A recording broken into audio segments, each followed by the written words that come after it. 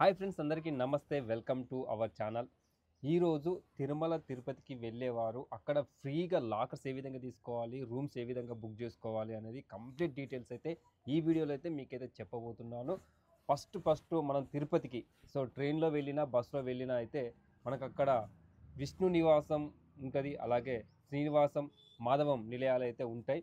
First Vishnu నివాసం గురించి అయితే చెప్పుకుందాం. విష్ణు నివాసం అనేది రైల్వే స్టేషన్ దగ్గరలోనే ఉంటుంది. ప్లాట్ఫామ్ 1లో కనుక మనం దిగినట్లయితే అక్కడ నుంచి ఎగ్జిట్ అయినా కూడా మన ఫ్లైఓవర్ కూడా ఉంటుంది. ఫ్లైఓవర్ నుంచి వచ్చినట్లయితే నేరుగా విష్ణు నివాసంలోకి అయితే వెళ్ళొచ్చు. అక్కడికి వెళ్ళిన తర్వాత ఒక ఆధార్ కార్డు, మొబైల్ నెంబర్ ఇచ్చి మనమైతే ఫ్రీ లాకర్స్ అయితే తీసుకోవచ్చు. ఒకవేళ రూమ్స్ అవైలబుల్గా ఉంటే రూమ్స్ కూడా తీసుకోవచ్చు. ఒకవేళ రూమ్స్ కనుక లేకపోతే మాత్రం ఓన్లీ లాకర్స్ తీసుకొని మీరు అక్కడైతే స్టే చేసుకోవచ్చు. ఫ్రీగా అక్కడే భోజనం ఉంటుంది, మళ్ళీ బాత్రూమ్స్ ఉంటాయి, టాయిలెట్స్ ఉంటాయి, అన్నీ కూడా చాలా నీట్గా ఉంటుంది. ఎలాంటి ప్రాబ్లం లేదు. మనం 24 అవర్స్ వరకు అయితే లాకర్స్ అయితే ఇస్తారు. ఎలాంటి ఛార్జ్ లేకుండా ఫ్రీగా అయితే మనం అయితే ఉండొచ్చు. అలాగే అందులో మ్యాట్ కూడా ఇస్తారు.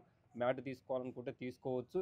ఇంకొకటి, మ్యాట్కు రూ. 10 రూ. 20 అయితే ఛార్జ్ చేస్తారు. అది పర్సనల్, అది అది ఎవరిష్టం వారిది అన్నట్టు. కొంతమంది ఇది వాళ్ళే తెచ్చుకుంటారు, కొంతమంది అందులోనే తీసుకుంటారు. ఇక మరి ఆన్లైన్లో కనుక విష్ణు నివాస్లో రూమ్ బుక్ చేసుకోవాలనుకుంటే టీటీడీకి సంబంధించిన అఫీషియల్ వెబ్సైట్ నుంచి అయితే మీరైతే ఆన్లైన్లో రూమ్ అయితే బుక్ చేసుకోండి. మీకు అందులో రూమ్ అయితే అవైలబుల్గా ఉంటుంది. విష్ణు నివాసంలో ఏ విధంగా అయితే ఫెసిలిటీస్ ఉన్నాయో అలాగే శ్రీనివాసం, అలాగే మాధవం 2 పక్కపక్కనే ఉంటాయి. ఇది బస్టాండ్ దగ్గరలోనే ఉంటుంది. విష్ణు నివాసం నుండి మరి శ్రీనివాసం నివాసానికి సుమారుగా 1 నుంచి 1.5 అంటే 1.5 కిలోమీటర్ వరకు అయితే డిస్టెన్స్ అయితే ఉంటుంది. చాలామంది రైల్వే స్టేషన్లో దిగి నేరుగా విష్ణు నివాసంలోకి వస్తారు కాబట్టి చాలామంది విష్ణు నివాసంలో ఎక్కువ ఉంటారు. రషెస్ ఎక్కువ ఉంటాయి. ఒకవేళ మనకు రూమ్స్ కానీ అలాగే లాకర్స్ కానీ దొరకకపోతే మాత్రం శ్రీనివాసం కానీ పక్కన ఉన్న మాధవం కానీ ఈ రెండిట్లో కూడా అయితే ఎప్పటికి కూడా అవైలబుల్గా అయితే ఉంటాయి. లాకర్స్ కానీ రూమ్స్ కానీ మీరైతే ఒక్కసారి అయితే అక్కడ సెర్చ్ చేయండి. అవి కూడా సేమ్ నీట్గా ఉంటాయి, చాలా బాగుంటుంది. సేమ్ ప్రాసెస్, ఎలాంటిది ఇబ్బంది అయితే ఉండదు. మనం ఒక ఆధార్ కార్డు చూపెట్టినట్టయితే మనకు ఒక ఫామ్ ఇస్తారు. ఆ ఫామ్ నింపి మళ్ళీ వాళ్ళకి సబ్మిట్ చేసినట్టయితే మనకు ఒక లాకర్ కీ అయితే ఇస్తారు. ఇది ఈ కింద మన తిరుపతిలో ఉన్న శ్రీనివాసం కానీ, విష్ణు నివాసం కానీ, మాధవం కానీ రూల్స్. అలాగే తిరుమల వెళ్ళిన తర్వాత ఎక్కడ ఉండాలి, కాలినడకన వెళ్ళిన వాళ్ళైతే మనకు లగేజ్ కౌంటర్, డెలివరీ కౌంటర్ ఉంటుంది. అక్కడ నుంచి స్ట్రెయిట్గా వెళ్ళాలి. నేను ప్రాసెస్ చెప్తాను. బస్ స్టాండ్లో అయితే బాలాజీ బస్ స్టాండ్ ఉంటుంది. బాలాజీ బస్ స్టాండ్లో దిగిన వాళ్ళు కూడా నేరుగా అక్కడ దిగి నేరుగా చక్కగా వెళ్ళినట్లయితే రైట్ సైడ్లో సిఆర్ఓ ఆఫీస్ ఉంటుంది. సిఆర్ఓ ఆఫీసులో గనక మనకు రూమ్స్ గనక అవైలబుల్గా లేకపోతే మరి ఎక్కడ ఉండాలి? సో మరి సిఆర్ఓ ఆఫీసులో రూ. 50, రూ. 100, అలాగే రూ. 1000 అయితే రూమ్స్ ఛార్జ్ అయితే చేస్తారు. అక్కడ కూడా సేమ్ ఆధార్ కార్డు, ఒక ఫోన్ నెంబరు ఇచ్చినట్లయితే మనకు ఒక రూమ్ ఉన్నదనుకో ఇస్తారు. అలాగే మరి బ్యాచిలర్స్కి అయితే ఇవ్వరు. ఇంకోటి, పెళ్లి కాని వాళ్ళకు ఇవ్వరు. ఇంకోటి జంట, పెళ్లి కాని జంట కనుక వెళ్ళినట్లయితే వాళ్ళకైతే రూమ్స్ అయితే ఇవ్వరు. ఒకవేళ పెళ్ళైన భార్యాభర్తలు కనుక ఇద్దరు వెళ్ళినట్లయితే కంపల్సరీ వాళ్ళ వెడ్డింగ్ ఫోటోగ్రఫీ అయితే అడుగుతారు. ఫ్యామిలీతో కనుక వెళ్ళినట్లయితే ఎలాంటి ఆధారాలు అయితే అడగరు. జస్ట్ మన ఆధార్ కార్డు, మొబైల్ నెంబర్ ఇచ్చినట్లయితే మనకు ఒక రూమ్ అయితే ఇస్తారు. ఎందుకంటే ఫ్యామిలీతో అంటే పిల్లలు ఉంటారు కాబట్టి వాళ్ళకి అర్థమైపోతుంది వీళ్ళు ఫ్యామిలీతో వచ్చినారని చెప్పేసి. కాబట్టి మనకు అక్కడైతే ఇబ్బంది అయితే ఉండదు. ఇక మనకు సిఆర్ఓ ఆఫీస్లో కనుక రూము, లాకర్స్ కనుక దొరకకపోతే మరి ఎక్కడ ఉండాలి? నేను బెస్ట్ ప్లేస్ అయితే చెప్తాను, మాధవ నిలయం. ఈ మాధవ నిలయంలో మంచి ఫెసిలిటీస్ అయితే ఉన్నాయి. మాధవ నిలయంలో మనకు 24 అవర్స్కి కానీ రూము అయితే ఇవ్వరు. ఓన్లీ లాకర్స్ మాత్రమే ఇస్తారు. ఆధార్ కార్డు, ఫోన్ నెంబర్ ఇచ్చినట్లయితే మనకు మాధవ నిలయంలో ఒక లాకర్ అయితే ఇస్తారు. ఆ లాకర్ కూడా 24 అవర్స్ వరకు అయితే ఉంటుంది. ఒక మ్యాట్ కూడా ఫ్రీగా ఇస్తారు. ఆ మ్యాట్లో మనమైతే పడుకోవడానికి అయితే అవకాశం ఉంటుంది. స్వామివారి యొక్క దర్శనం చేసుకోవడానికి మన మాధవ నిలయం అయితే బెస్ట్ ఆప్షన్ అయితే చెప్తాను. ఎందుకంటే మనకు ఇందులో ఫ్రీ భోజనం ఉంటుంది. అలాగే వాటర్ సప్లై కావచ్చు, బాత్రూమ్స్ కావచ్చు, లెట్రూమ్స్ కావచ్చు, క్లీన్గా నీట్గా మన ఇంట్లో ఎట్లయితే ఉంటుందో అంతకంటే ఎక్కువనే మాధవ నిలయంలో అయితే క్లీనింగ్ అయితే ఉంటుంది. మనకు తలనీలాలు సమర్పించుకోవాలనుకుంటే మాధవ నిలయం కిందనే కళ్యాణ కట్ట ఉంటుంది. అక్కడ కూడా మనం అయితే తలనీలాలు అయితే సమర్పించుకోవచ్చు. ఇన్ని ఫెసిలిటీస్ మాధవ నిలయం దగ్గరలోనే ఉన్నాయి కాబట్టి నేను బెస్ట్ ప్లేస్ అనేది చెప్తాను. ఇక్కడ నుంచి మనం అన్ని కంప్లీట్ చేసుకొని స్వామివారి దర్శనానికి అయితే స్ట్రైట్గా ఈ మాధవ నిలయం నుంచి స్ట్రైట్గా వెళ్ళినట్టయితే మనం కంప్లీట్గా మరి స్వామివారి యొక్క దర్శనానికి అయితే వెళ్ళొచ్చు. ఒకవేళ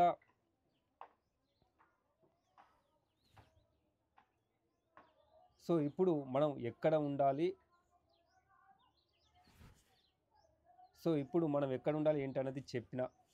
ఇక్కడ నుండి మన స్వామివారి దర్శనానికి వెళ్ళడానికైతే ఈజీ వే అయితే ఉంటది. ఇక్కడ నుంచి చిన్నగా కొంచెం డిస్టెన్స్ దూరంలో అయితే స్వామివారి యొక్క దర్శనానికి వెళ్ళడానికైతే వే ఉంటది. సిఆర్ఓ ఆఫీస్ దాటి కొంచెం ముందుకెళ్ళినట్లయితే లెఫ్ట్ సైడ్ క్రాస్ చేసినట్లయితే అక్కడ స్టెప్స్ ఉంటాయి. ఆ స్టెప్స్ నుంచి కిందికి వెళ్ళినట్లయితే మన స్వామివారి యొక్క దర్శనానికి అయితే వెళ్ళొచ్చు. ఫ్రీ దర్శనానికి వెళ్ళొచ్చు. అలాగే పెయిడ్ ఫ్రీ దర్శనానికి వెళ్ళొచ్చు. అలాగే 300 రూపీస్ దర్శనానికి కూడా వెళ్ళొచ్చు. మరి లోపలికి వెళ్ళిన తర్వాత మనకు ఫ్రీ దర్శనం అంటే మన దగ్గర టికెట్ లేవు, ఏం లేవు. ఎస్ఎస్‌డి టికెట్ కూడా లేవు. మరి ఎట్లా? పంపిస్తారు. కంపల్సరీ పంపిస్తారు. టికెట్లు ఉన్నా లేకున్నా కూడా ఒక సెపరేట్ దర్శనానికైతే లైన్ అయితే ఉంటది. సర్వదర్శనానికి. సో, ఆ లైన్‌లో అయితే మనమైతే వెళ్ళొచ్చు.